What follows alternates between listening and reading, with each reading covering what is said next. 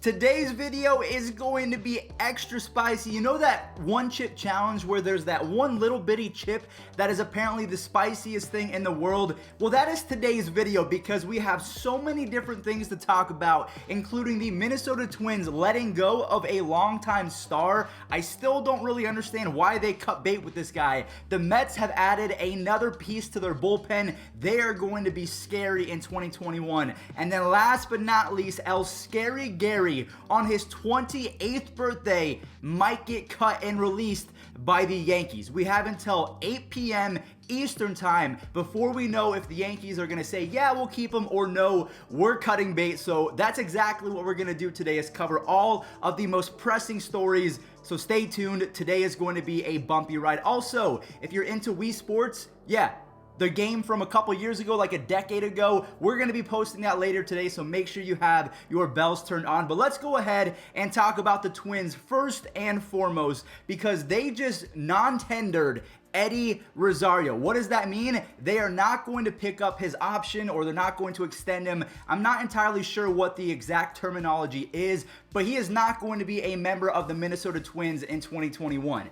And to my surprise, on Twitter, Twins fans are rejoicing, which confused me because I thought that he was a stud. I was really shocked to see that the entire state of Minnesota was praising the baseball gods that they would no longer have to deal with his misery, I guess. It's almost like when Adam Simber was sold to the Marlins a couple days ago for $100,000. I said, yes, we no longer have to put Adam Simber in the game and have him blow a lead. So I was happy about that. But Eddie Rosario is a different beast because he's not even getting $10 million a year. They're not even paying him the 9.6 that he's owed. So they're saying, you know what, we can get better production for a cheaper value, or they're going to call up some of their top prospects because they have Royce Lewis. They have that guy, I think his name is Alex Kirilloff. He showed some promise, so maybe they're going to give him the full-time job. But in 2020, I know it was a shortened season, but Eddie Rosario had 13 home runs, 42 RBIs, and a 115 OPS plus.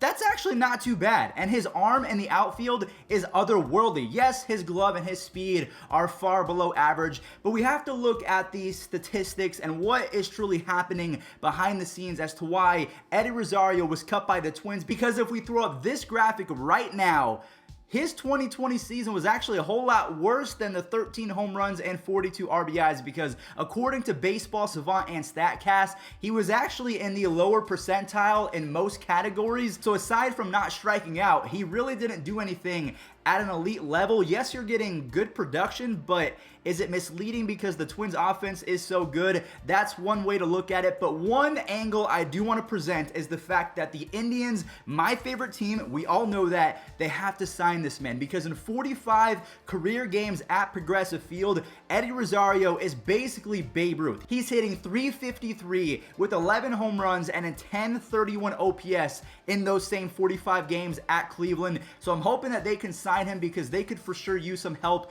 as a left fielder. Move Josh Naylor to first base, put Eddie Rosario in left, and boom, you automatically have a much better offensive outfield. Defensively, it's going to be a little bit weird. So the Indians probably would be the best fit, but another team that could really use Rosario is the Milwaukee Brewers. They could use another lefty bat, and he rakes in Miller Park. So it's one of those things that really took me by surprise. I said, really? You're letting go of 13 home runs and 42 RBIs with a 115 OPS plus in a 60-game season? That's actually pretty good production, but the StatCast tells a different side of the story. So let me know in the comment section down below. If your favorite team signed Eddie Rosario, would you be happy, or would you say, oh no, we got the Twins trash? But they always say one man's trash is another man's treasure. And that's what we're going to talk about with Gary Sanchez, because if the Yankees cut him, he might go to the Angels and hit 55 home runs in 4 games next year. That's how powerful he is.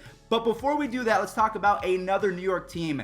The New York Mets, they signed Trevor May to a 2-year deal. I know that Draftneck Mark, Mr. Mark, is super happy today. So that 2-year deal from Steve Cohen, he is proving that he is coming to play, and he is going to build up the farm system as well as invest in contracts and players on the free agent market. So it's a good time to be a Mets fan. Christmas is coming early. Trevor May is 6'5". He throws 98, and since 2018, He has a 3.19 ERA and a 3.56 FIP, and he strikes out over 12 hitters per 9 innings. So he is really good at what he does. He is an intimidating force on the mound. I would not want to face him. And hopefully with this addition, Seth Lugo can now go back to a relief role, because if he is a starting pitcher in 2021, I will buy a plane ticket. I'll wear my mask and everything like that. I'll be safe. I will fly to Citi Field and I will personally riot and say, Seth Lugo is one of your best relief pitchers. Use him as so.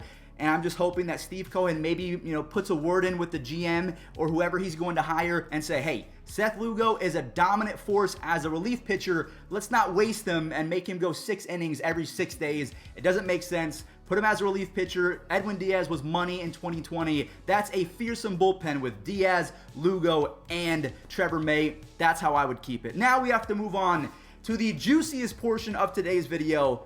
Gary Sanchez might be cut today, and we will officially know before 8 p.m. Eastern time if he is going to be on the Yankees or not moving forward into the 2021 season. And it's his 28th birthday. I truly, in my heart, do not believe that the Yankees are going to drop him, especially on his birthday.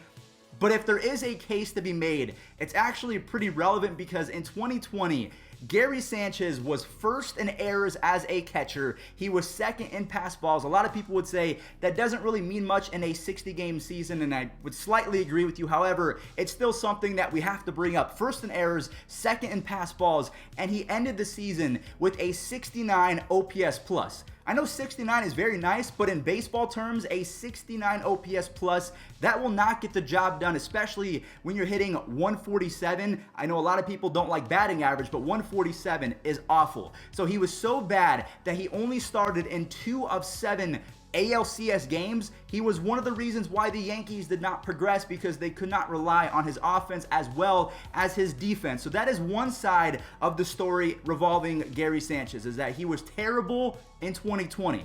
But was he actually that bad? Or did he just get extremely unlucky? And I think that was the case, because if we take a look at the advanced stats, he's actually top 3 in barrel percentage. So when he makes contact, he hits the ball in the top 3% of all hitters. So the man has prodigious, you don't really see it too often, power. And his 159 BABIP was 159. So if you look at his barrel percentage and his BABIP, balls that he actually put in play, he got extremely unlucky. And I think that the same thing happened to Pete Alonso, where his BABIP was extremely low. He was putting the ball in play, but it was straight to hitters. He was hitting the ball extremely hard, but it was right to the shortstop or the center fielder. So maybe in 2021, both Pete Alonso and Gary Sanchez will kind of revert to the normal over a full 162 game schedule. And if I am the Yankees GM, if I am Brian Cashman, I would not cut bait with Gary Sanchez. I would give him at least 1 more year, sign him to a 1-year extension, see what he gives you over the course of a full 162 game year, and then go from there. Because if we take a look at who was non-tendered in 2019, Kevin Gausman, he was cut by the Reds, and then he had his best season in the pros for the Giants. He actually, I think he got some Cy Young Award votes. Don't quote me on that, but I'm pretty sure that he did.